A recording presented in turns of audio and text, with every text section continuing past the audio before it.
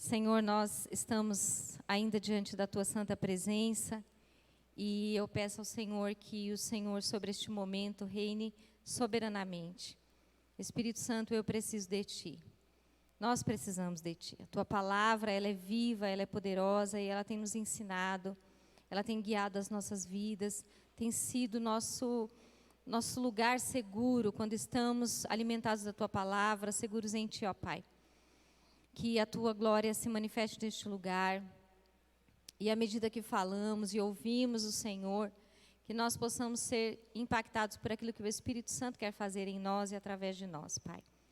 Eu oro, Senhor, no nome de Jesus, repreendendo todo o mal, todo espírito contrário, tudo aquilo que vem para tirar a nossa atenção, tudo aquilo que vem para roubar a semente da palavra, Senhor, tudo aquilo que vem da nossa produção, da nossa cabeça, que vai contrariar as verdades da Tua palavra, eu repreendo isso no nome de Jesus.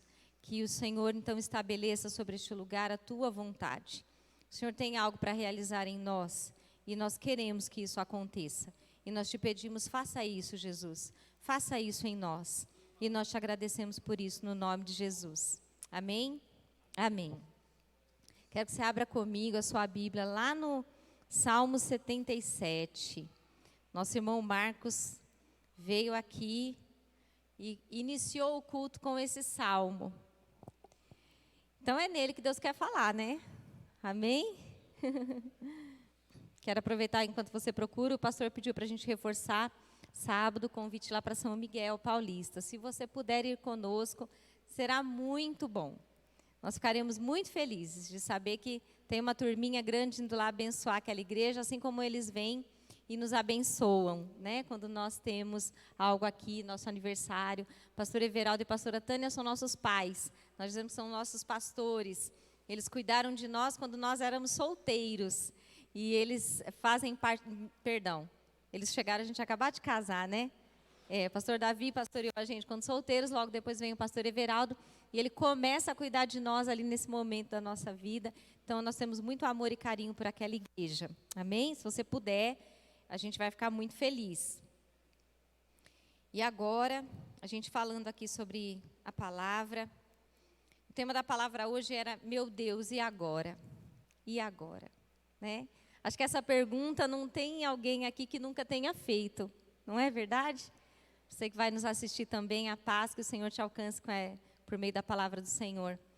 E agora, Deus, o que eu faço? E sabe que eu sempre fico a pensar na nossa vida, que a nossa vida ela é construída de tempos, de ciclos, de situações, muitas coisas, né, que acontecem no decorrer da nossa vida. Não é uma coisinha engessada, fechada, quase nunca é o que a gente está planejando, a vida dá umas voltas que a gente não previa, não é?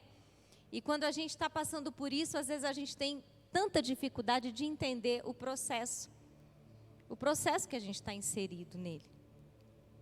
Isso gera sofrimento para nós, isso gera angústia, isso gera dor, isso gera muitas lutas internas, né?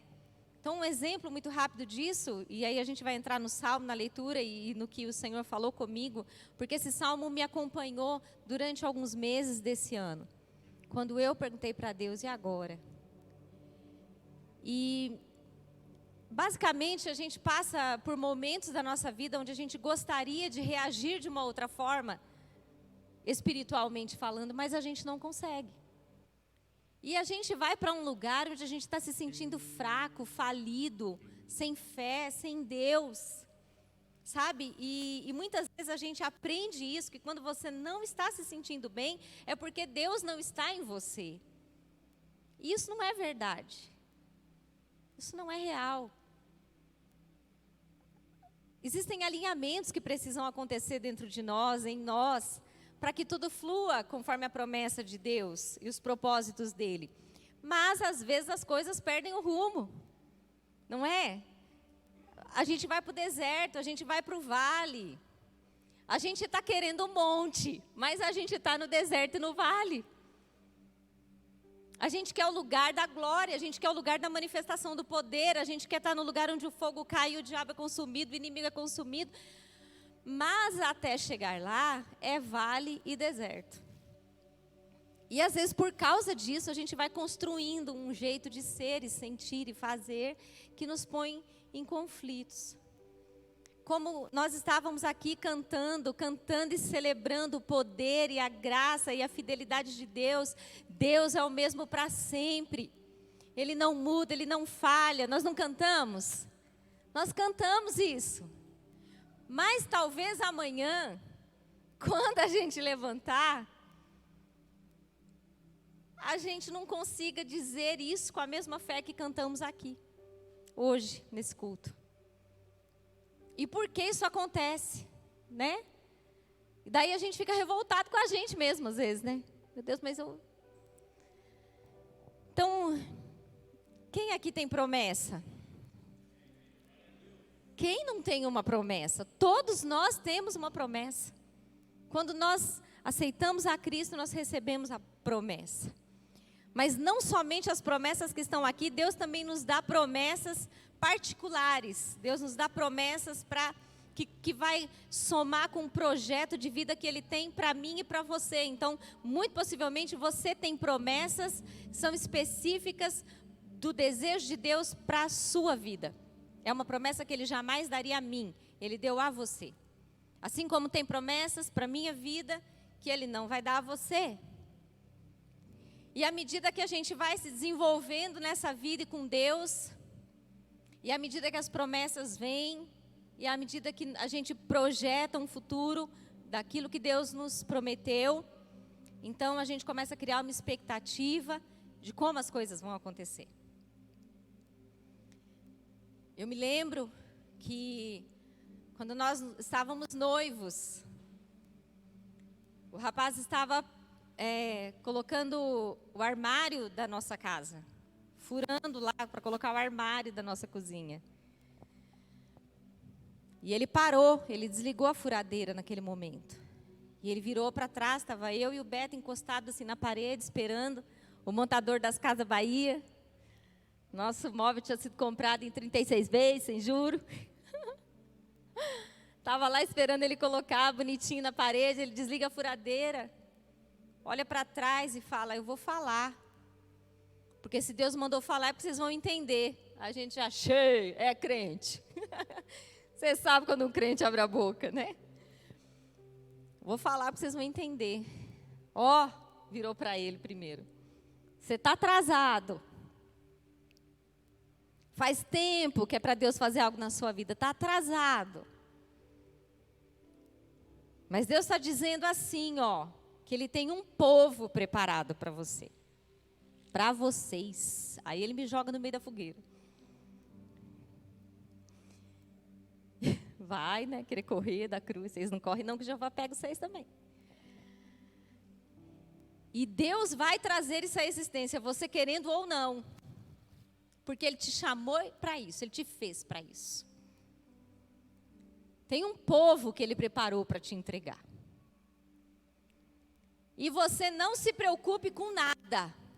Gente, nós estamos fazendo esse mês 16 anos de casados. Né, amor? Dia 25, no civil dia 20, mas no religioso, a lindona de vestido de noiva foi dia 25 de maio. Então, esse mês é nosso. Né? Esse mês a gente sempre tira para lembrar de muitas coisas e a gente rememora muitas coisas. Então, isso vão fazer 17 anos que aconteceram, porque 16 é de casado, a gente está, 16 e meio pelo menos, né? Estava montando as coisas. E ele disse assim, não se preocupe com nada. Deus diz assim para você, o povo está pronto. 4 paredes e um teto. É só o que você tem que ter. Isso. Vocês queriam uma igreja para vocês? Vocês queriam? Não, né? Ninguém quer, né? Estou vendo. A gente também não queria. Mas foi nosso presente de casamento de Deus. Vocês estão noivos, vão casar, não é um presente para vocês têm uma igreja. Agora a pergunta é, Ele vai te entregar algo tão precioso, porque a igreja do Senhor você é precioso e preciosa para Deus, viu? Vocês não, olha, Vocês são incríveis, vocês foram comprados com preço de sangue. Vocês valem o que o mundo inteiro não pode pagar. Agora, vocês acham que Deus ia entregar vocês para qualquer um? Ia? Não, né? Então Deus pode pegar qualquer um para isso, mas Ele vai transformar para entregar. Vocês estão entendendo? Porque não é que somos melhores que vocês que estão aqui e por isso Deus nos confiou. Não, Deus queria fazer isso. E para fazer isso, Ele criou um projeto. E esse projeto envolvia um processo. E esse processo envolvia nos quebrar. Processo. Esse processo envolvia, antes de dar, tirar. Eita Deus. É aquele presente que você fala, é um cavalo de Troia. Ô meu pai. E Deus foi nos guiando por esse caminho. E muitas vezes isso nos levou para muitos lugares de angústia. Porque nós fazíamos planos, nós tínhamos sonhos e Deus pegava o nosso olhar, apontava para outro lado e dizia, mas é sobre isso, não sobre o que vocês estão planejando. Então viver a esperança de viver o que Deus tem para nós e tem nos prometido e é fiel para cumprir, vai exigir de nós ajustes. E esse processo não é fácil, porque a gente tem falado isso muitas vezes aqui. Nós somos corpo, alma e espírito. Somos um espírito, temos uma alma, moramos num corpo.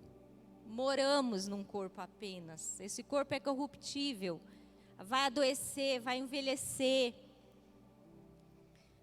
Pode envelhecer sem adoecer, eu espero.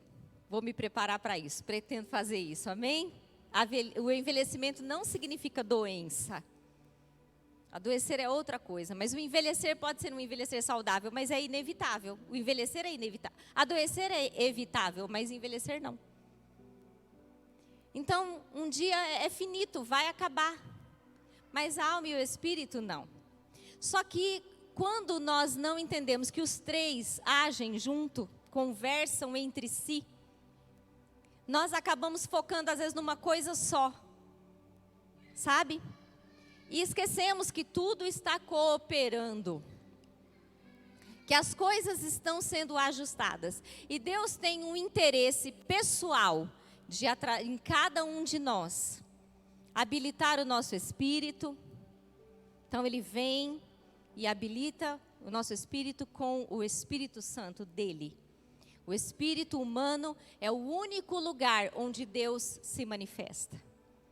Deus não fala com a nossa alma. Deus fala no nosso espírito. E o nosso espírito nos comunica. A nossa alma é contaminada. Então Deus não se contamina. Deus fala no nosso espírito. Quando você ouve a voz de Deus, é no seu espírito que Ele está falando. E a vontade de Deus é que o espírito humano esteja tão ligado ao espírito dEle, que viva a partir dessa ordem. Entendem? Como uma fonte de vida e saúde derramada do céu para a terra. E a nossa alma, então, ela entende o que Deus está fazendo e o que Ele quer fazer para nós. E então ela se sujeita ao que o Espírito recebeu de Deus. E imediatamente, um espírito alinhado com o Espírito de Deus. Uma alma que está sujeita ao que Deus quer. Que opta, que decide, porque a nossa alma decide, uma alma que decide viver pelos propósitos de Deus e aceita os processos de Deus e não vai para a guerra com Deus, como nós fomos algumas vezes. Mas ela entende a vontade de Deus e Deus, ok, eu posso passar por isso, eu posso viver isso, porque eu confio que o Senhor não mudou. Essa alma, então, ela é uma fonte de vida para o corpo. Então, o corpo é a última parte que vai receber dessa ordem. Não dá para separar corpo, alma e espírito. Não dá. Para o mundo, eles vão, as ciências que estudam a gente vai falar sobre corpo e alma e emoção. Eles vão negar o espírito porque não pode ser provado. Mas está tudo bem, a gente sabe que é assim, porque a gente vive pela palavra e não pela ciência humana. Mas ele vai dizer que tem o corpo, tem a alma. E mesmo a ciência vai dizer, não dá para separar. Acreditem vocês, mais de 80%, se eu não me engano, das enfermidades que nós vamos ter no corpo virão das nossas emoções, não do próprio corpo em si. Entendem? Então não tem como a gente não perceber que Deus se importa. Deus se importa com o que você sente, Deus se importa com os seus dias, Deus se importa com as suas dores, Deus se importa com os seus dilemas, Deus se importa com o seu processo. Ele está vendo, acompanhando, e ele se importa com o que nós passamos. E sim, ele se importa quando nós estamos sofrendo para obedecê-lo. Porque obedecer não é uma coisa muito fácil. Não é verdade? Então o Salmo 77 vai mostrar para nós, e eu quero compartilhar isso com você porque isso foi consolo para a minha vida. Porque algumas vezes no decorrer dessa história nossa, eu fui esse homem. Eu estive nesse lugar. E não é um lugar bom de estar, mas é um lugar onde muitos de nós, se não todos, às vezes estamos lá. O verso 1 diz: clamei a Deus com a minha voz, que Ele deu ouvidos a mim. No dia da minha tribulação, eu busquei o Senhor, minha ferida correu na noite e não cessou, minha alma se recusou a ser consolada. Eu me lembrei de Deus e estava atribulado. Eu reclamei e o meu espírito estava sobrecarregado. Tu sustentas os meus olhos acordados, estou tão atribulado que não consigo falar. Considerei os dias de antigamente, os anos dos tempos antigos. Na noite eu chamo à lembrança a minha canção. Converso com o meu próprio coração. E o meu espírito fez uma busca diligente. Uma busca minuciosa, uma busca cuidadosa. O Senhor rejeitará para sempre. Ele não será mais favorável. Sua limpa misericórdia se foi para sempre. Acaso sua promessa falha para sempre? Esqueceu-se Deus de ser gracioso? Por raiva, Ele encerrou as suas misericórdias? Olha o que Asaf está perguntando. E eu disse, essa é a minha enfermidade.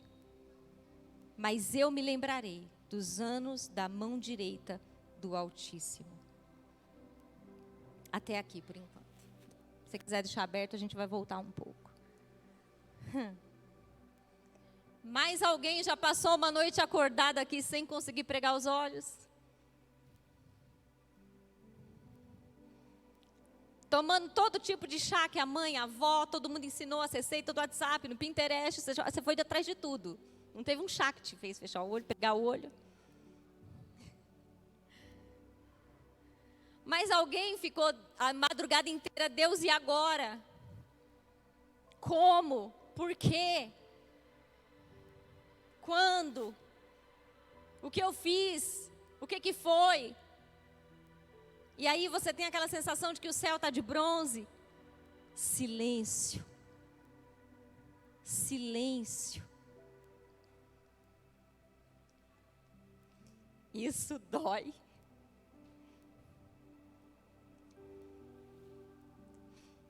Sabe que um dia o Senhor me repreendeu. Porque Deus briga comigo assim, ó, sem dó de ser feliz. Deus me dá cada uma, gente, que é só por Deus, viu? O pai corrige o filho que ama, né? Já comecei, não tem jeito não. Vamos chorar.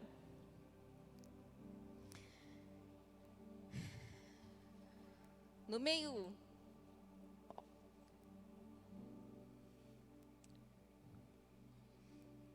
Antes de eu contar esse pedacinho da nossa história, eu quero dizer para você quem era Asaf. Porque talvez você lendo um texto desse, você fala assim, mas tudo bem, eu também já fiquei assim, eu já fui tomado por ansiedade. minha mente não desligava, meus olhos não fechavam, a minha dor me corroía a noite toda. É isso que ele diz aqui, olha, eu clamei a Deus com a minha voz, eu clamei que Ele me ouça. Quando Asaf fala isso, ele fala porque ele sabe que Deus ouve orações. Asaf era ninguém menos que um ministro. Ele adorava diante da presença da arca, ele sabia. Ele experimentava. Ele sabia quem era Deus. E isso doía nele.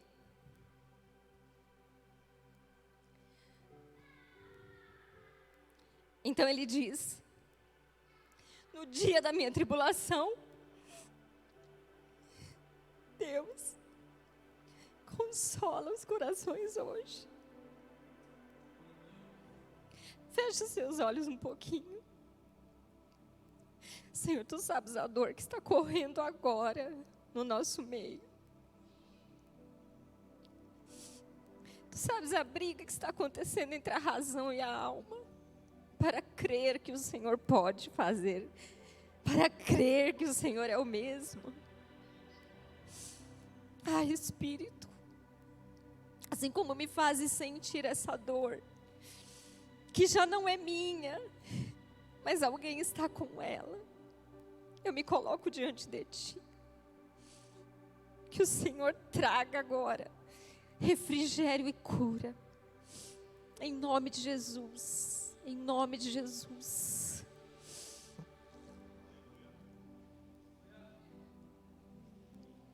Ele diz: na minha tribulação eu clamei, a minha ferida correu a noite toda. Ele diz: a minha dor, essa minha enfermidade me atormenta, me atormenta, me atormenta.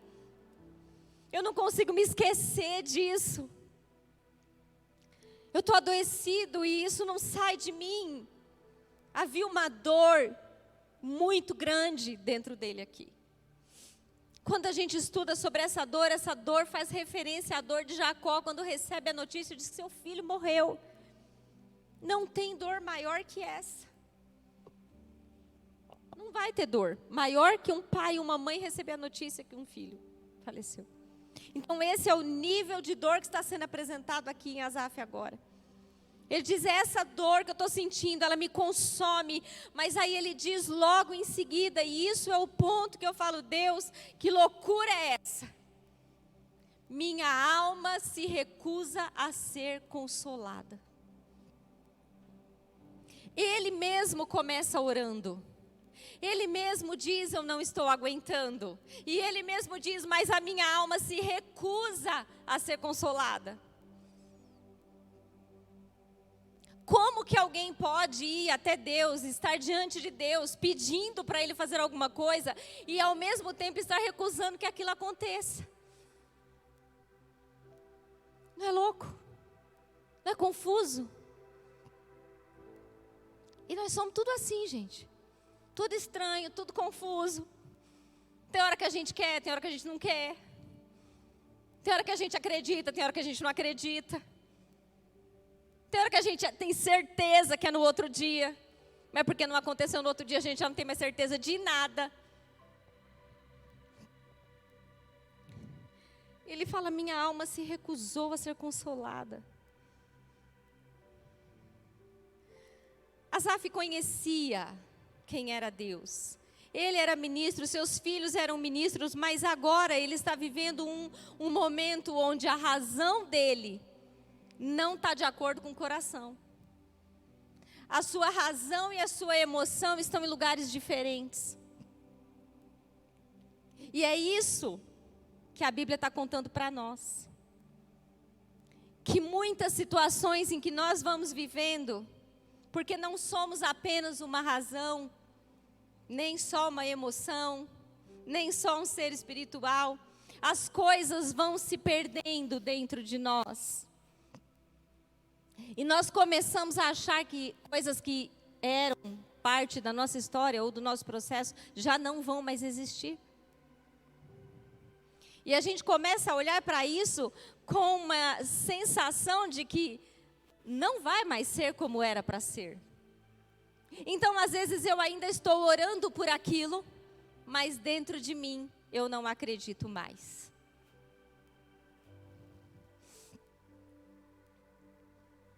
Como alguém pode resistir o consolo de Deus quando está buscando por isso? Ele diz: a noite toda eu ergo as minhas mãos e eu clamo, eu peço. Mas ele não vem. Minha alma se recusa a ser consolada. Minha alma não quer. Nós precisamos entender que esses processos não são necessariamente falta de fé. Talvez em algum momento você tenha perdido sua fé, mas na grande maioria das vezes nós estamos vivendo isso. Perceba que normalmente quando alguém está passando por um processo de uma dor muito profunda, de uma angústia muito profunda, a gente tenta atribuir isso a um ataque espiritual, a e pode acontecer, pode, porque se estamos fragilizados, o inimigo vai tentar. Quanto mais frágeis nós estamos nas nossas emoções, mais fácil ele acessa esse lugar para nos atacar, para nos machucar. Mas somos humanos. Ontem eu falei aqui, alguém aqui tem asa? Alguém aqui voa? Então nós não somos anjos, certo? Estamos sujeitos. E aí a Bíblia vai contar para nós aqui nessa história 3 fases, então, dessa descrição de Asaf. Alguém que conhecia a presença de Deus, sabia quem ele era, conhecia a história, sabia dos feitos. E ele dá, do verso 1 ao 5, é o momento em que Asaf clama, não sente Deus, a alma se recusa a ser consolada e ele fica perdido em seus pensamentos. Há uma versão que diz: minha alma é inconsolável. Então a gente pode imaginar que Asaf está vivendo um período ali, que seria aquele momento do luto onde você perde um filho. De fato, num momento como esse, tem alguma palavra que você falaria a esses pais que poderia gerar consolo? Sim ou não? Não tem. Não tem palavra humana que vai gerar consolo. É por isso que nós, quando cumprimentamos alguém que passou por isso, nós dizemos que o Espírito Santo te console. Porque só o Espírito Santo vai a chegar a esse lugar. Nenhum de nós consegue. É isso que ele está dizendo, está inconsolável. Não tem o que vocês me digam que possa chegar onde eu sinto essa dor. A minha alma se recusa, ela está fechada. E aí ele fala aqui, essa contradição que eu fiquei com aquilo, por que eu cheguei nesse lugar? Por que eu cheguei aqui? Então deixa eu contar para você. Parte da nossa história, Deus tem promessas para as nossas vidas, grandes promessas. E quando nós vamos começar a nossa trajetória, o pastor estava fazendo um grande negócio. E aquilo mudaria a nossa vida, nós íamos comprar nossa casa, um carro, né, amor? A gente ia montar um negócio, enfim. Quem trabalha com negócios fica sempre esperando um negócio dar certo para ser aquela virada, né? Vai ser a porta aberta. Quem aqui tem que é porta aberta? Todo mundo quer uma porta aberta. E na ocasião, Deus não permitiu que aquilo acontecesse. E Deus mostrou isso em sonho, para variar para minha irmã Adriana, que aquilo não ia acontecer. Eu não vou entrar em detalhes, que não é o caso desse testemunho hoje, mas apenas para pontuar quando eu fui para esse lugar. E o Senhor falou claramente conosco, claramente, não é para esse tempo. Não é para agora. Eu tenho coisas a realizar. Eu tenho coisas a fazer, eu tenho um coração a tocar, inclusive o nosso coração. Ele falou, eu estou preparando vocês para algo que vocês não estão prontos para ter. Vocês não estão prontos. Então não é para agora. É para um tempo que vem. E os anos foram se passando, e de vez em quando eu me lembrava daquilo e eu pensava, será que ainda vem? Vez após outra, a gente fazia um negócio, dava errado, dava errado. Então, sabe aquele momento que você fala assim, acho que isso aqui não é mais, né? Muitos anos depois, eu me encontro com um profeta, que naquele dia disse isso para nós. Mas o meu coração estava tão amargurado por aquilo,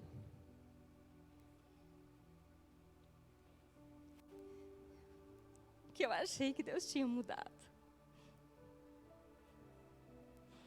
Eu achei que ele tivesse mudado. E sabe o que eu perguntei para o profeta? Eu disse, Deus mudou, né? Deus não quer mais aquilo para nós, né? Eu lembro como se fosse hoje o olho daquele homem dentro do meu. Tem fogo nos olhos. Sabe, fogo nos olhos, assim, para te consumir. Ele disse, nunca duvide do seu Deus. Não ponha limite nele. Porque ele não só vai fazer, como vai fazer maior do que você imagina, para você saber quem ele é, mas é no tempo dele. Eu peguei meu banquinho, saí de mansinho.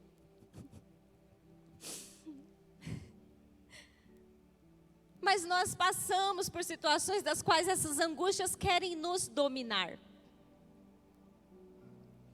E aí nós vamos para esse lugar onde enquanto Deus não vem de uma forma muito extraordinária sobre nós, a gente fica com a alma recusando o consolo. Quantas palavras eu recebi ao longo desse tempo, quantas pregações, quantas orações, mas naquele lugar da minha alma, naquele lugar onde eu me sentia frustrada, o consolo não entrava. Porque ali eu me recusava. E aí, é o momento em que a gente vê a Bíblia mostrando para nós que algo não está combinando. A alma e o coração, a razão e o coração não estão conversando a mesma coisa. É interessante a gente perceber que às vezes nós fazemos orações e não percebemos a resposta dela. Esse é um modelo de por que não responde a oração.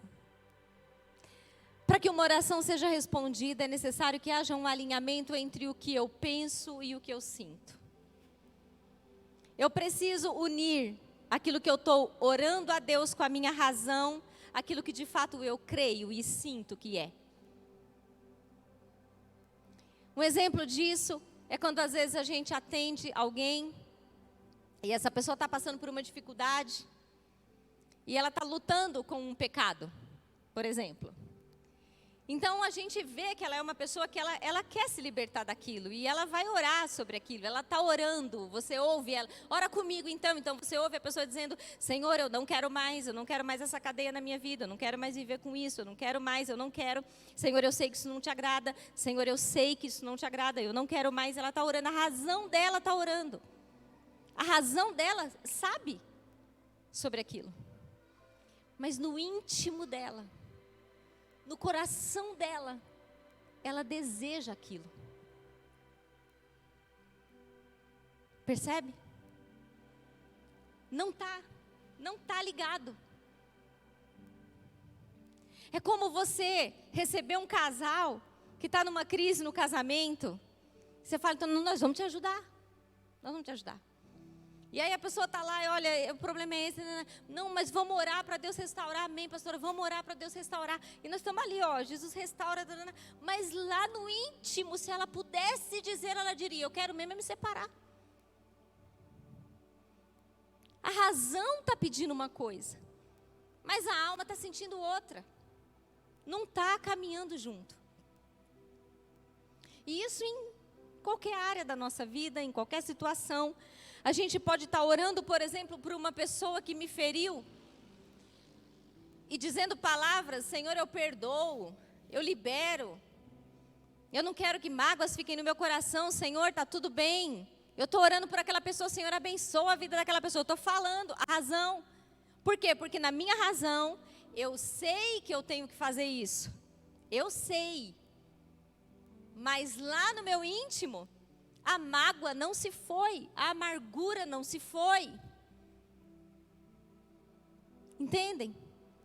Então, como que uma alma pode ser consolada quando a razão ora, mas a alma guarda a dor? Ela não recebe consolo. Porque ela não está alinhada com a razão que está orando. A razão de Asaf está orando. A razão que conhece quem Deus é, as palavras que ele sabia, o conhecimento que ele tinha, estava orando, mãos erguidas, pedindo a Deus: eu não suporto mais isso, eu estou sofrendo, a minha dor está me consumindo, mas no seu coração, no seu íntimo, Asaf está guardando a dor. E não é estranho isso, porque nós como seres humanos, a gente tem uma tendência a valorizar a nossa dor. A gente tem uma tendência a gostar de proteger a nossa dor. Porque de alguma maneira, a dor é nossa. Percebe? Às vezes a dor é tudo que você tem para se agarrar. É como se aquilo de alguma maneira fosse um alimento para você. E para mim. Então aqui, eu estou orando para Deus tirar uma coisa de mim, mas dentro de mim eu não estou decidido a deixar ir. Então quando isso acontece, essa dualidade, sabe? Cabeça querendo uma coisa e alma querendo outra. É a alma que vai para o lugar da punição.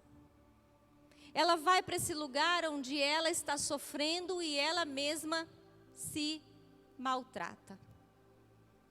Percebem o poder que a nossa alma tem? Percebe o poder que a sua alma tem acima da sua razão, se você permitir? Que a sua razão vai dizer para você: ele não falha. Que a minha razão vai dizer para mim: ele não mudou. Ele fez uma promessa e ele cumprirá. Mas se a minha alma estiver adoecida, ela vai tentar me convencer de que ele não é mais o mesmo. De que aquilo nunca vai mudar. De que aquele é o meu destino. E ali eu vou ficar, girando em torno do meu desespero. Ele está tão atribulado que ele fala assim para Deus: é o Senhor que deixa meus olhos abertos. Olha que ousadia que a gente tem.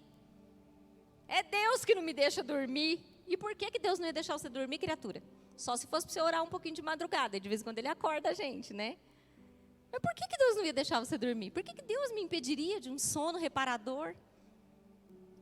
Olha onde vai a nossa audácia quando a gente está ferido. E a gente está colocando Deus como aquele que está no centro dessa obra toda. O Senhor não me deixa dormir. Primeiro momento de confusão que ele... Daqui a pouco ele já não. É que eu estou tão atribulado que eu não consigo nem falar. Peraí, é Deus ou é você? E a gente vai se perdendo. E a gente vai se confundindo. E a dor está ali, te corroendo. Noite, dia. Os medos, as angústias, os pavores. E aí a gente reluta com isso. Olha o que ele fala no verso 5. Considerei os dias de antigamente, os anos dos tempos antigos.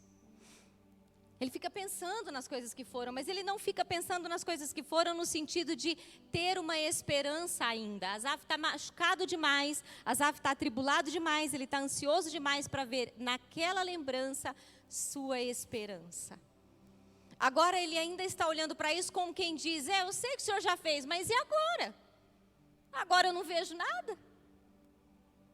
Fez na vida do outro, mas não fez na minha.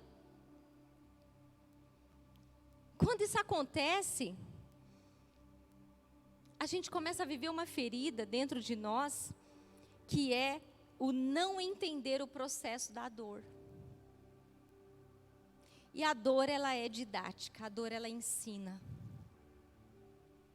Desde o dia que aquele profeta me disse aquela palavra, eu disse para ele: nós viveremos o que o Senhor nos prometeu. Cada aniversário nosso de casamento, a gente conta 1 ano dessa promessa. Que marco, hein? Ah, mas eu vou ganhar esse presente. Coisas novas Deus está fazendo. E Ele está. Porque o tempo é dEle. E aí a gente não entende a dor. Ele está olhando para isso, mas ele não consegue trazer consolo e esperança para dizer, é por isso que eu estou passando por essa dor. Deixa eu te dizer uma coisa, a dor é para ensinar. A dor vai nos ensinar. Nunca uma dor não tem propósito. Preste atenção como a natureza nos dá sinais tão claros de que a gente precisa entender o que a dor faz conosco. Quem aqui já ouviu alguém dizer assim, olha, nossa, quando sentiu a dor, não teve mais tempo. Já ouviram isso? Sobre uma determinada enfermidade? Quando a dor apareceu, já não tinha mais o que fazer? Alguém já ouviu? Sabe o que significa? Que quando você percebe a dor rápido, dá tempo. Ela é um aviso. Ela é um aviso.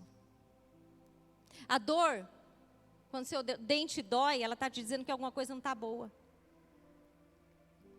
Quando a barriga dói, alguma coisa não está boa. Então por que a gente não quer a dor? Porque a gente começa a lutar com a dor, trazendo para nós uma angústia, com uma sensação de castigo. Essa dor é castigo? Não, a dor às vezes é a sua escola. É a minha escola. Nós precisamos passar pela dor para a gente poder estar aqui hoje. Nós tivemos que passar pela dor para poder alcançar aquilo que nós ainda alcançaremos. Mas a dor apontava em nós lugares que o Senhor queria tratar.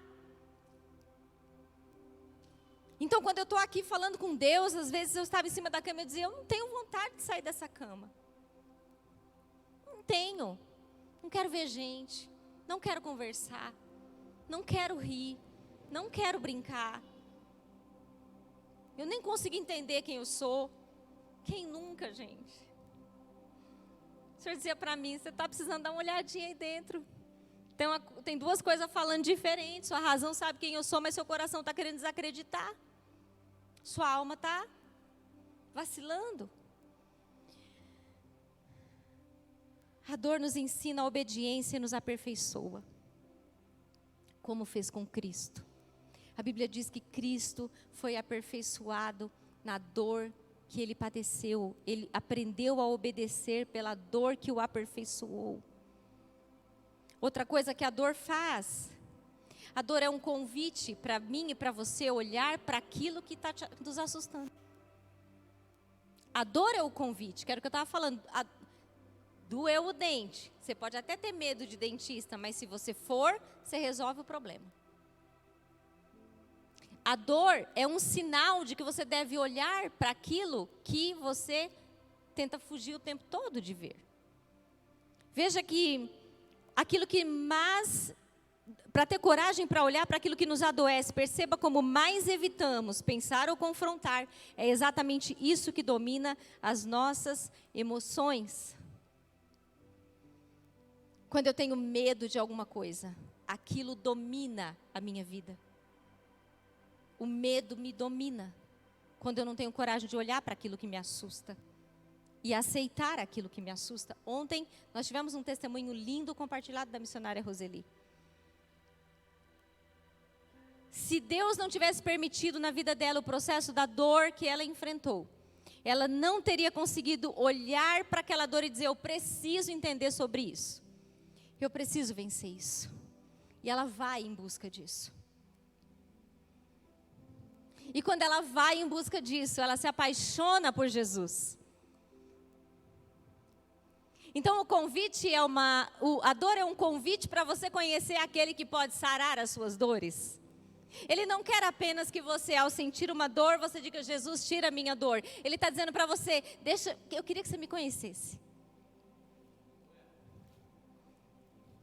Ela usou essa expressão aqui, eu descobri que eu precisava de um milagre de Jesus, mas num determinado momento a ficha dela caiu e ela disse, eu nem conheço Jesus. Eu não sei direito a história de Jesus, como que eu posso? Então ela vê um desespero na alma dela e ela vai conhecer Jesus e ela se apaixona por Jesus, porque Ele é apaixonante. E nunca a gente vai conhecer Jesus e não ficar apaixonada por Ele. Ele é o iluminado, como diz a Adri. Ele é o iluminado. Não foge da dor, meu irmão e minha irmã. Encara. Enfrenta. Olha para aquilo que te assusta. Olha. Acende a luz. Olha debaixo da cama com a luz acesa e você vai descobrir que não tem um monstro lá. Não tem. Mas quando a gente não consegue olhar, a gente vai sendo dominado por esse medo.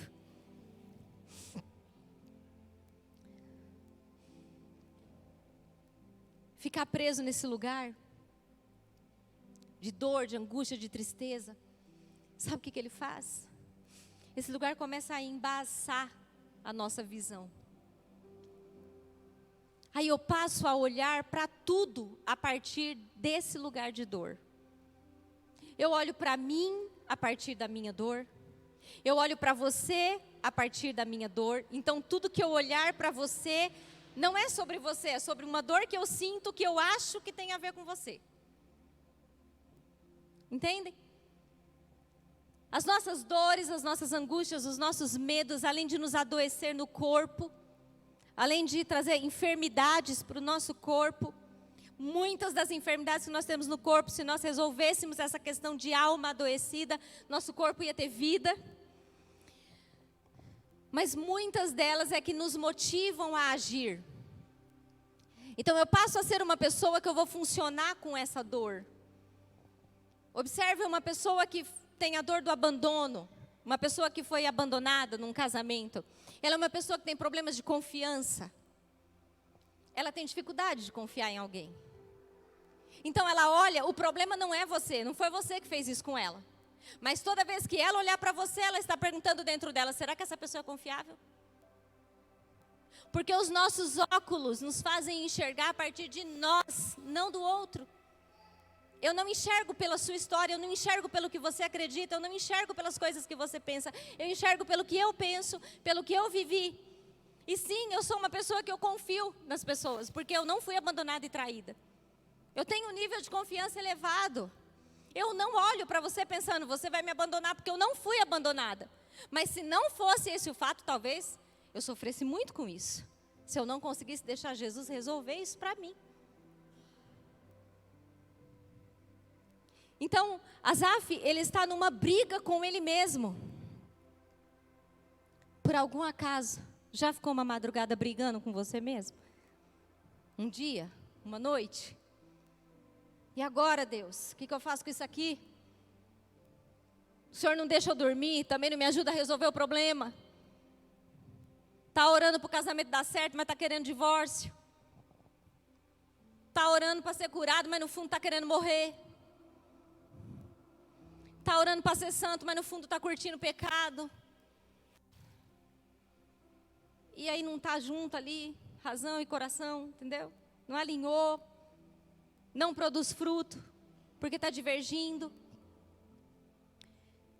E aí Asaf, do verso 6 ao 9, ele vai buscar a razão de toda essa angústia dentro dele. Foi quando Deus me chamou e falou, dá uma olhada dentro de você, Priscila. Você sabe quem eu sou. Você sabe o que eu já fiz. Gente, eu já vi tanto milagre. Gente, como eu já vi milagre. E já vivi milagre. Mas quando a alma vai para esse lugar inconsolável, ela não quer lembrar. Ela quer dominar você na dor, não na lembrança boa. E aí Asaf, agora no verso 6, ele diz, na noite eu chamo à lembrança a minha canção. Ele era levita. Acho que ele pegou um instrumento e começou a cantar. Deixa eu fazer alguma coisa aqui para ver se dá jeito. É a segunda fase dessa história. A primeira, ele está lá inconsolável. Razão pede uma coisa, coração quer outra. Agora ele já começa a perceber que existe um lugar para ele ir. Para ele se mover, uma direção. E ele diz, então, na noite eu chamo a lembrança a minha canção. E olha o que ele faz. Converso com o meu próprio coração. Converso com o meu próprio coração. e o meu espírito fez uma busca diligente. O meu espírito fez uma busca cuidadosa. Gente, presta atenção nisso. Como isso passa às vezes desapercebido nesse texto. Mas isso é fundamental para você, quando você está lá, você em cima da cama, Deus, não quero sair, porque não aconteceu, porque eu estou aqui de novo, e naquele lugar inconsolável que Asaf esteve. Isso aqui é algo que você precisa fazer. Converso com o meu próprio coração. Quem está conversando com o coração? A razão. A razão. Vou colocar aqui como coração símbolo, mas o coração está no corpo todo, que é a nossa alma, tá bom? Razão. O que você sabe. O que você conhece. O que é certo. Sua razão vai bater um papo com o que você está sentindo.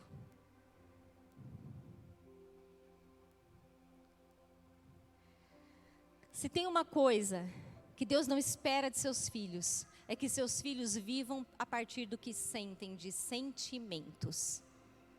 Porque sentimento passa. Sentimento acaba. Hoje eu sinto uma alegria, uma emoção, uma alegria, mas de repente acontece alguma coisa e aí eu estou numa tristeza. Se eu vivo por causa disso, como que eu aguento essa oscilação toda? Não é? As emoções fazem parte da nossa vida, mas elas não podem ser as que guiam a nossa vida. Por isso o desafio que nós recebemos é vivermos pelo Espírito. A partir do Espírito de Deus, manifestando no nosso espírito confiança, ousadia, alegria de Deus, não a minha humana, a alegria de Deus, a alegria do Senhor é a minha força, tenho uma alegria divina que me dá força para continuar. Muitas vezes, quando eu estava passando por momentos de dificuldade, eu encontrava pessoas e pessoas diziam assim para mim, olha, Deus está mandando dizer para você, que não pare de sorrir. Virava as costas e ia embora. É porque eu tenho os dentão bem grandes, é difícil de guardar na boca. Porque quando você sorri, você está sendo alimentado pela alegria que vem do Senhor. Porque o mundo pode querer ver você morrendo de chorar. Mas eu aprendi, eu choro com meu pai. Pai, está dilacerando esse trem aqui. Estou para acabar. Mas quando eu levantar desse chão, quando eu sair dessa oração, eu vou passar um batom e eu vou rir. Porque é a alegria do Senhor que é a minha força. Não é a minha própria. Meu Deus. Sabe o que ele faz aqui? Ele leva a alma dele para terapia. Olha que belezinha. Vem cá, alma. Vamos conversar. A razão de Asaf chama a emoção dele para conversar. Gente, sabe quando? Tirando o fator de que a gente possa ter algum adoecimento na nossa mente, somente sob essa circunstância. Um adoecimento na nossa mente. Ou, se estamos sob influência de um espírito maligno, pode ser que não tenhamos a consciência. Ok? Vou falar de novo. No campo espiritual, se você estiver sob influência de um espírito maligno, ele vai fazer o que ele quiser com você, através de você, e você não vai ter a consciência. Quando você voltar daquela situação, você não sabe o que aconteceu. Ok? Porque a sua consciência é tomada. Deus não faz isso com a gente. Nunca. Nunca, sob nenhuma circunstância. O Espírito Santo, você pode estar bêbado do Espírito Santo, sabe que é trêbado, falando em língua estranha, trançando as pernas, aquela coisa que Davi experimentou, que ele falou, está até bêbado de tanto Deus, sabe? Você sabe o que está acontecendo.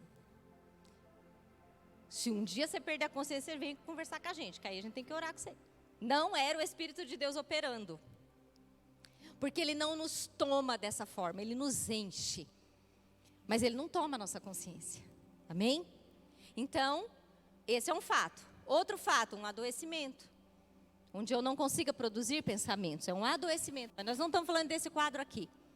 Então aqui você precisa se lembrar disso, para que isso inclusive mude a sua fala quando você diz assim: eu não consigo pensar sobre tais coisas. Ou eu não consigo não pensar sobre tais coisas. Porque a regência da sua razão está com você. Ela é sua, Deus te deu. Seus pensamentos são produzidos por você. Você. Então você vai pegar esse pensamento. Você vai dizer, vai dar uma olhada no que está acontecendo. Ô alma, lembra quando Davi fala assim: ô alma, por que você está abatida? Ó Davi dando para a gente outra lição. Alma, por que você está abatida? Quem é que está conversando com a alma, gente? É a razão de Davi. A sua razão, ela precisa agir. Você não pode ficar preso só no que você está sentindo. Só numa emoção de dor. Alma, por que essa dor? E quando ele dá esse comando, esse é o início da solução dele. Ele fala, a razão dele chama o coração para conversar, ou seja, vamos ver o que está acontecendo. E ele autoriza que o Espírito busque. Vai buscar. Pode pôr luz. Porque a Bíblia diz lá em Hebreus que há uma divisão, existe uma divisão entre a alma e o Espírito. E a palavra de Deus, ela chega nesse lugar. É a única que chega. E o Espírito sai. Imagina, o Espírito está passivo. O Espírito de Asaf está dando uma olhada dentro dele, dando uma olhada nas áreas da alma dele, sabe? Aqui está com isso, aqui está com aquilo, aqui tem isso, aqui tem aquilo, tal. E vai subir e vai trazer para a razão. Ele vai vir contar para a razão de Asaf o que está acontecendo lá dentro. Gente, isso não é uma loucura? Nós somos assim. Deus nos deixou sozinho. Ele nos deu uma razão, um cérebro para pensar, nossa alma, para a gente ter emoções controladas pelo Espírito. E também nos deu o seu Espírito que nos ajuda. Nós não estamos só. Aí o Espírito volta e traz o diagnóstico. Falou, Asaf, achei. Descobri o que está lá acontecendo na sua alma. E é o seguinte: tem duas coisas que estão sustentando a sua angústia. Duas coisas estão sendo a base de toda essa dor que te põe nessa cama, que não deixa você dormir, que faz com que seus olhos não preguem, que você não receba consolo e que a sua alma não se abra para ser consolada. E essas duas coisas, elas aparecem nas 6 perguntas que Asaf faz. O Senhor rejeitará para sempre? Não será mais favorável? A sua limpa misericórdia se foi para sempre? Acaso sua promessa falha para sempre? Gente, mas quando eu li isso aqui, olha, era eu diante do profeta perguntando, Deus mudou de ideia, né? Olha, era eu lá, Deus mudou de ideia, né? Esqueceu-se Deus de ser gracioso? Por raiva, Deus encerrou suas misericórdias? Quando o espírito de Asaf faz essa varredura e encontra todas essas perguntas girando dentro dele, ele diz, Asaf, você está sofrendo porque você está depositando a sua dor em cima de 2 lugares muito perigosos, que é a rejeição e você acreditar que o caráter de Deus possa ser mudado. Toda essa dor que Asaf está sentindo aqui está em cima dessas 2 coisas. Ele se sente rejeitado por Deus. Ele está naquela briga, ele está naquela conversa, naquela luta, não dorme, está sofrendo, está tudo ruim. Mas veja que quando tem versão que diz que o Espírito vai prescrutar, afundar, procurar profundamente a causa dessa dor. E aí ele diz que ele se sente rejeitado. Mas Deus não nos rejeita. Deus nos ama. Ele nos ama. O Pai não nos rejeita. E por que essa alma está inconsolada? Porque ela acreditou nessa rejeição. Ela entende que Deus rejeitou, mas na verdade foi a alma que se afastou de Deus. Não Deus que se afastou dele. Só que a rejeição é uma das dores mais profundas que o ser humano pode sofrer. Talvez não tenha dor maior que a dor da rejeição. É uma dor que desconstrói uma vida, às vezes por inteira, até que essa pessoa encontre Cristo e seja aceita por Ele. Porque o Pai não nos rejeita. Ele sofre essa dor, ele acredita que Deus silenciou para ele.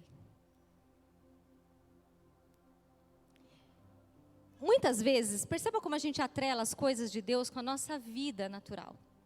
Você tem um filho e fez uma arte, uma filha fez uma arte, e às vezes a gente põe de castigo.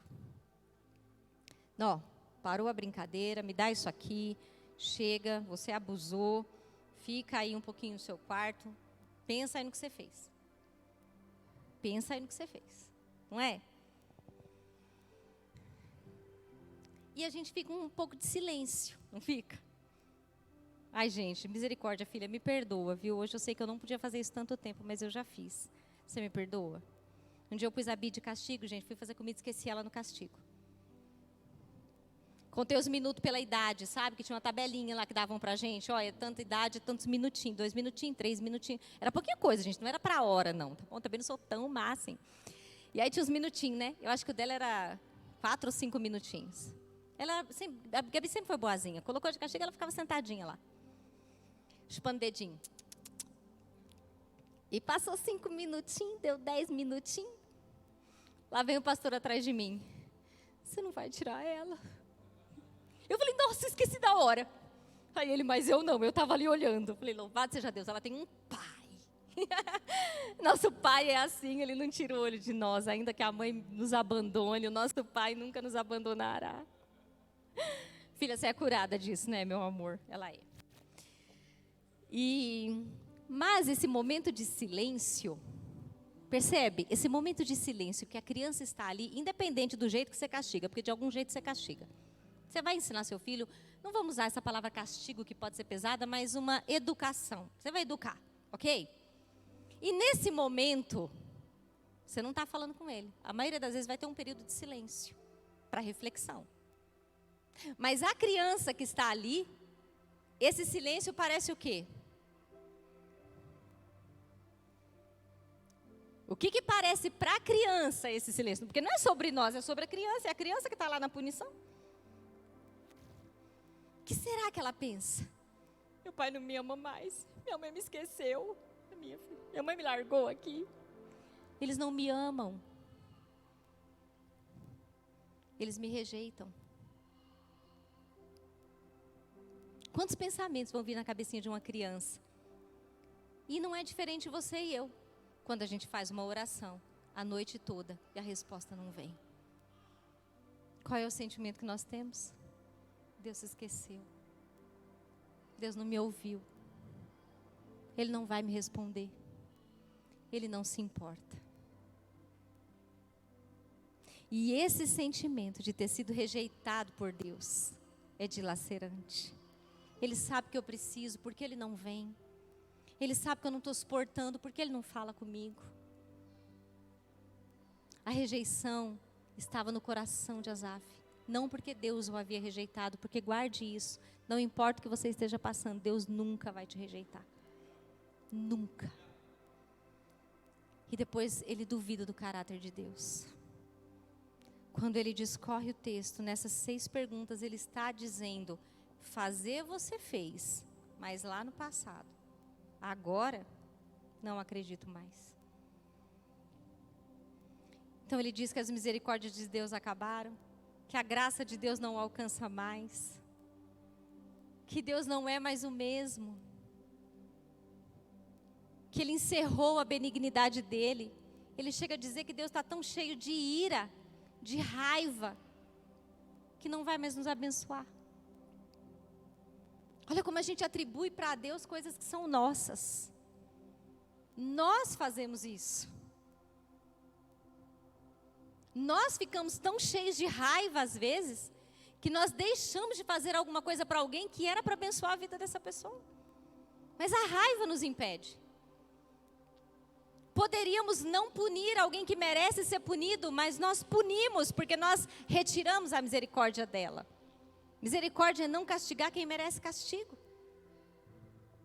Nós deixamos de oferecer graça a alguém quando negamos perdão a essa pessoa. Somos nós quem fazemos isso. Mas quando a alma está inconsolável, ela não admite que é ela o problema. Então ela tem que arrumar algum problema. Alguém tem que ser responsável por isso. E adivinha quem é? É Deus. A alma de Asaf não diz para ele, para a razão dele: Asaf, sou eu que estou enlouquecendo aqui dentro. Sou eu que estou meio perdida. Sou eu que estou duvidando. Não, ela diz: é Deus quem está mudando. Deus não é mais o mesmo.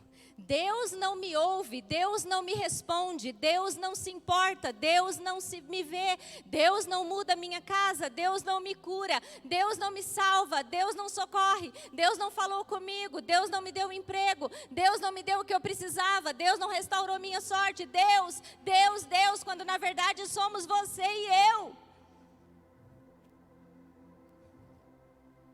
Não ele. Nunca ele. Mas isso faz com que a nossa alma fique inconsolável. Porque nós construímos uma barreira entre Deus e nós. A gente faz de Deus um Deus histórico. Um Deus da história. Ah, que legal, ele abriu o mar. Nossa, ele mandou cordonizes para o povo. Nossa, você leu aqui, o sapato do povo cresceu no deserto. Que legal, é uma história fantástica. Mas nós levamos Deus para esse lugar histórico, onde é uma história linda, contada, de poder, maravilhas, milagres que aconteceram no passado. E não conseguimos trazer esse Deus para cá, para o agora, para o hoje, para esse momento que você está aqui dentro. E Deus é o mesmo de ontem, hoje e eternamente. Ele não muda. Todas as vezes que a nossa alma acreditar que foi rejeitada, ela vai para um lugar de sofrimento. Como uma criança quando acredita que é rejeitada. Todas as vezes que a nossa alma conseguir colocar em nós dúvidas sobre o caráter de Deus, sua fidelidade, seu poder, sua capacidade de cumprir o que prometeu, nós vamos para esse lugar de sofrimento. Então vocês conseguem perceber como é uma briga que existe dentro de nós? Como há uma luta entre a carne e o espírito. E quando eu falo carne, a briga começa com a sua razão e a sua alma. A sua razão está dizendo: eu sei quem Ele é, eu sei a palavra que eu ouvi, eu sei os sinais que Ele me deu, eu sei os sonhos que Ele me deu, eu sei as promessas que Ele liberou para mim, eu sei, mas eu não consigo acreditar que Ele vai fazer isso agora. Então alguém tem que pôr ordem nesse negócio. Porque se tem uma coisa que Deus não espera de seus filhos, é que a gente viva pelas nossas emoções. O crente almático é o crente que vive pela alma. A alma está abatida e ele se torna um crente abatido. A alma está em sofrimento e ele perdeu a fé. O crente que vive pelo Espírito, a alma pode estar dilacerada. O Espírito vai dizer: vem, levanta, vamos, Ele é o mesmo. Ele prometeu, Ele é fiel para cumprir. Acredita, fica de pé, vamos, mais um pouco, mais um pouco, mais um pouco, mais um pouco, mais um pouco, mais um pouco, mais um pouco, mais um pouco, e nós estamos chegando lá. E a alma tem que silenciar.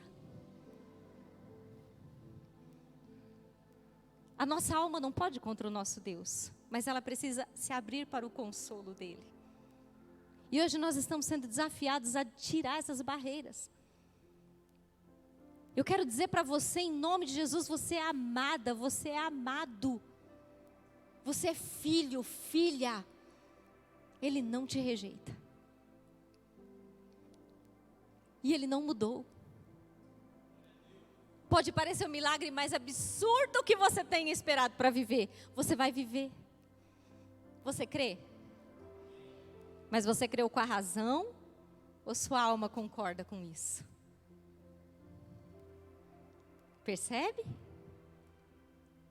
Percebe como nós oramos por orar? Respondemos por responder? Falamos por falar? Mas talvez no exato momento em que eu falei para você, você acredita que você vai viver, sua de boca disse sim, mas lá dentro, difícil. Você não conhece o tamanho do meu milagre, pastora. Vocês que não conhecem o tamanho do meu. E nós vamos viver. E para encerrar,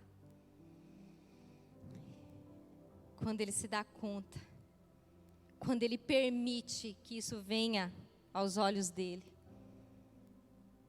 Peraí, eu estou me sentindo rejeitado por Deus.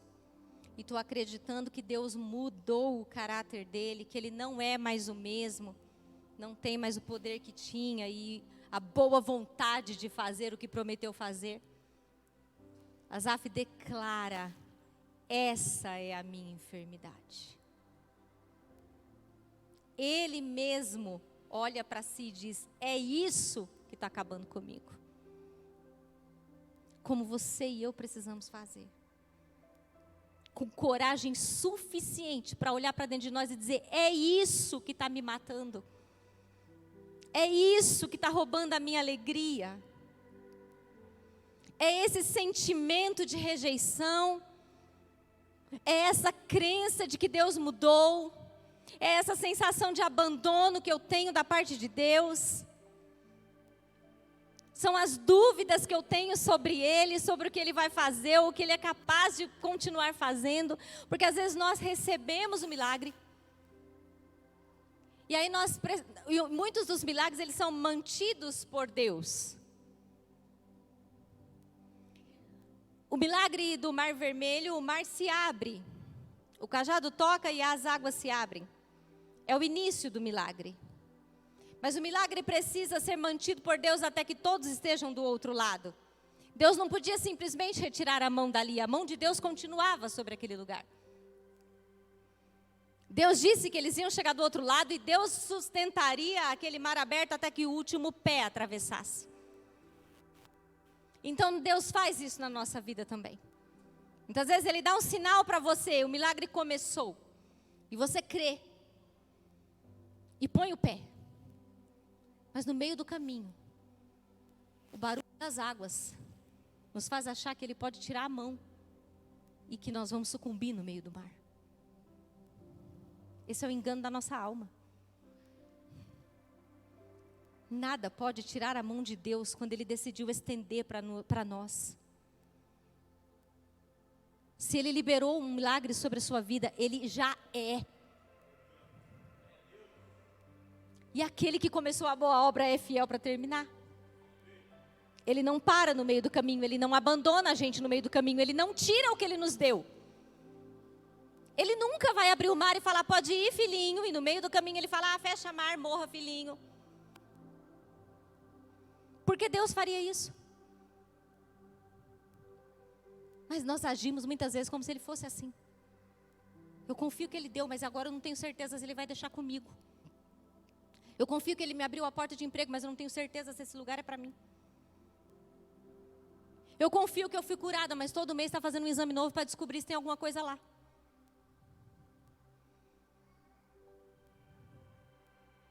Nós confiamos ou não confiamos no milagre? Nós acreditamos que Ele é o mesmo que faz, Ele abre o mar vermelho do primeiro pé ao último pé, ou a gente já começou a achar que Ele já despenca o mar no meio do caminho?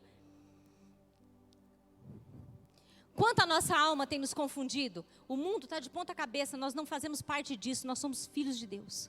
Nós temos uma promessa. Ele prometeu que seria conosco até a consumação do século. É do primeiro pé ao último. É do primeiro dia ao último. É da primeira palavra proferida até o cumprimento total dela. E a gente pode suportar o processo.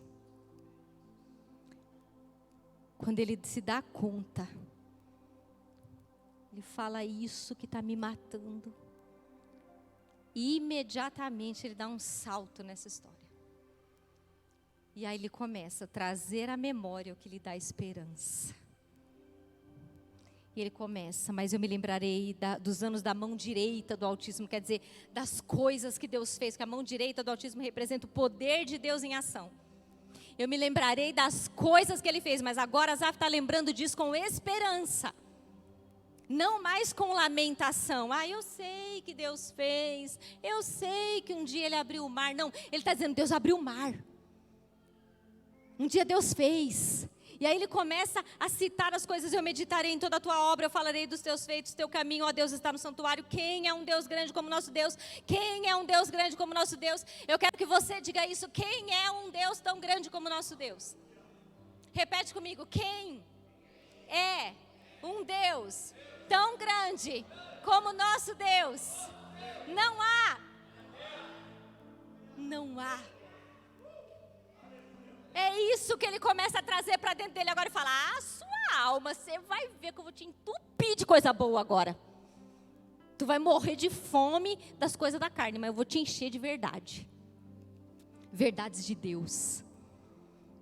E ele diz: tu és o Deus que faz maravilhas, tu declaraste a tua força entre o povo, com teu braço tu redimiste, com teu braço.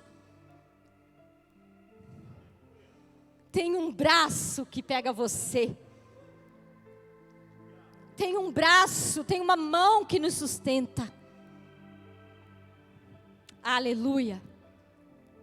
As águas te viram, ó Deus. As águas te viram. Ele está falando do Mar Vermelho. Ele está dizendo: as águas te viram e elas tiveram que te obedecer. E da mesma maneira vai ser comigo. O que você está precisando ver na sua vida? Quais são as águas que vão se abrir para você? Qual é o milagre que você precisa?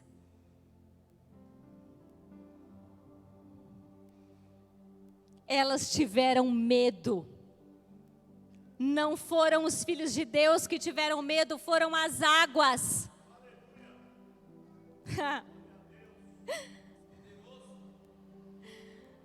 Quando o mar se abre, não são os filhos de Deus que são tomados pelo medo, mas as águas são tomadas de medo. Porque elas estão debaixo de uma ordem do Todo-Poderoso. Nós precisamos vencer os nossos medos, os nossos sentimentos, as nossas faltas de esperança. Aquelas dores que faz a gente achar que Deus não está olhando para nós. Ele diz: até as profundezas se atribularam. Pensa, eu fico imaginando você recebendo o que Deus tem para a sua vida, mudando de cenário, alcançando a sua vitória, o seu milagre. Aquilo que Deus já te entregou, não importa quanto tempo faz. É seu, é meu, é nosso. E Deus diz: é agora. E as águas se abrem. E as profundezas estremecem. E você está passando dizendo: eu sei o Deus que eu tenho crido.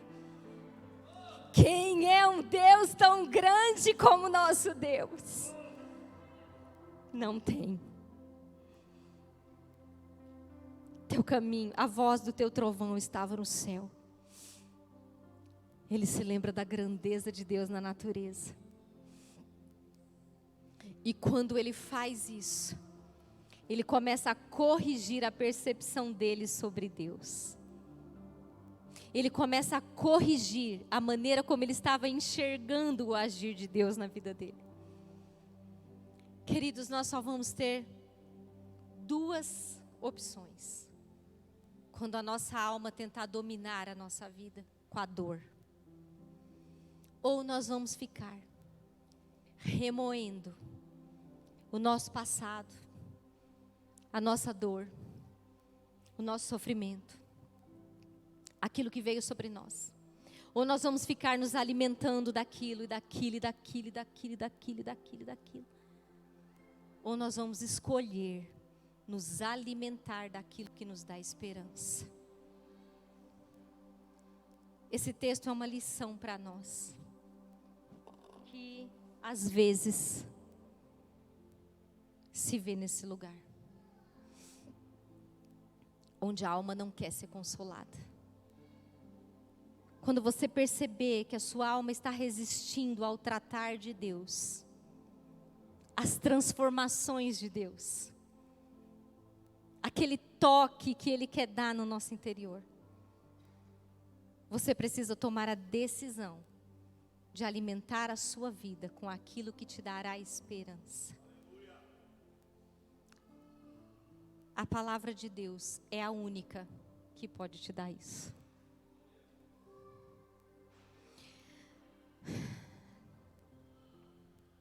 Somente através dela, nós teremos a nossa oração alinhada. O que a razão ora e o que a alma deseja. Quando nós orarmos o que nós de fato queremos, a nossa oração será atendida. Quando Jesus encontrava com alguém, Ele perguntava assim: o que você quer que eu te faça? Por que que às vezes a gente fala para Deus que quer uma coisa querendo outra? A gente tem medo de ser rejeitado.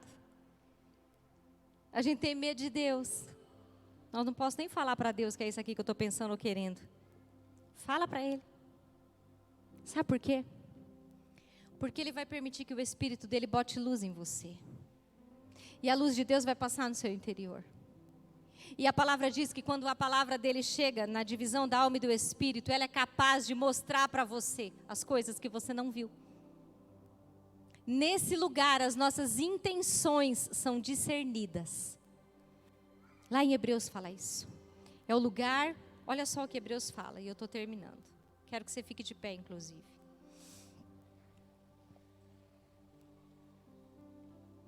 Olha só.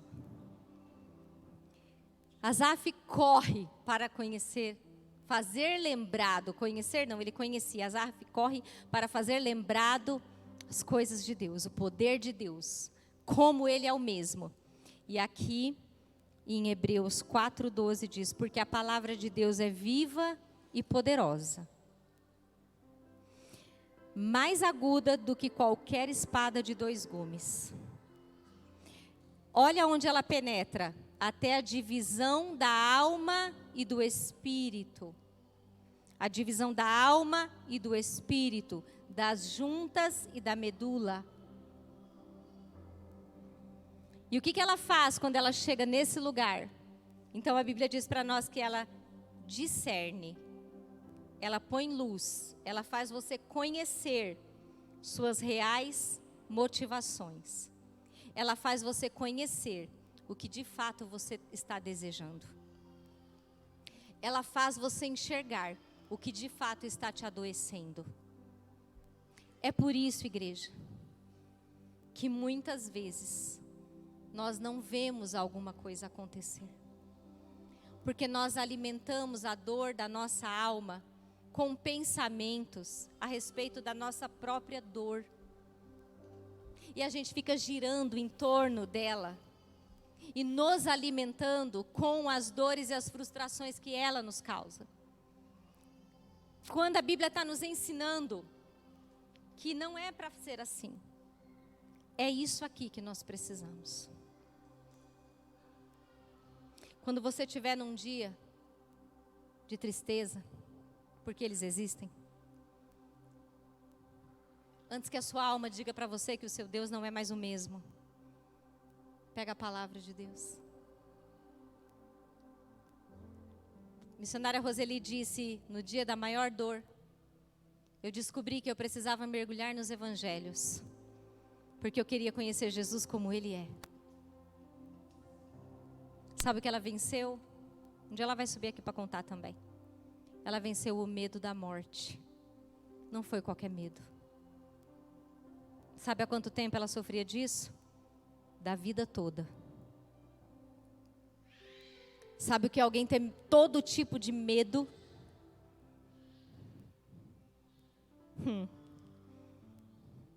Aí ela pegou a palavra e disse: pode entrar. Dá uma olhada aí, o que está me assombrando? O que está me consumindo? Lá vem a luz de Deus.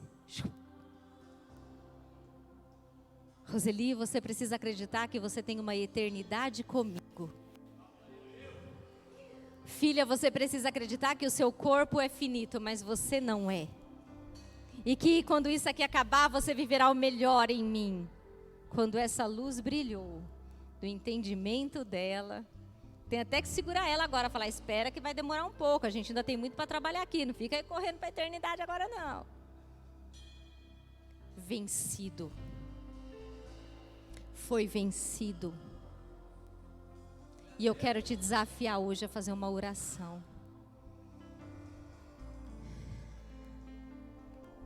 Tirando os seus olhos da sua dor. Por um momento, tire os seus olhos do seu desespero. Lembra quem Deus é. Lembra de quem Ele é. Algum dia você já recebeu algum perdão? Algum livramento? Alguma graça? Algum milagre? Algum dia você já sentiu Deus sendo generoso com você? Algum dia você viu algum bem de Deus te alcançando? Ele é o mesmo. Ontem, hoje e eternamente. Ele faz o mesmo por você. Nós não precisamos ficar presos nesse lugar. Esse lugar é um lugar de passagem.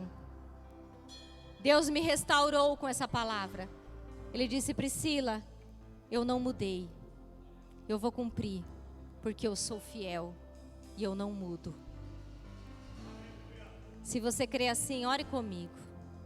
Senhor, no nome de Jesus eu oro por mim e pela tua igreja. Senhor, nós estamos aqui colocando as nossas vidas para que o Senhor faça uma diligência. Que o teu Espírito faça uma diligência em nós. Que Ele possa se comunicar com o nosso Espírito, que Ele tenha a liberdade de vasculhar o nosso interior. E trazer a luz sobre aquilo que nos domina.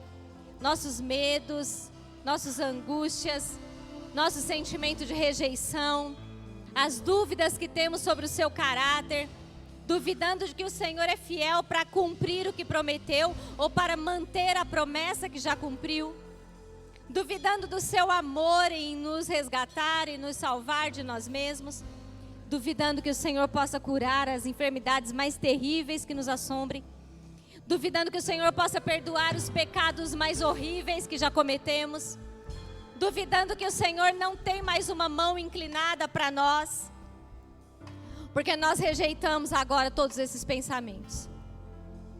Senhor, nós oramos agora, a partir da luz que brilha no interior da gente e que nos mostra onde nós estamos presos. Eu oro para que o fogo do Senhor consuma tudo isso.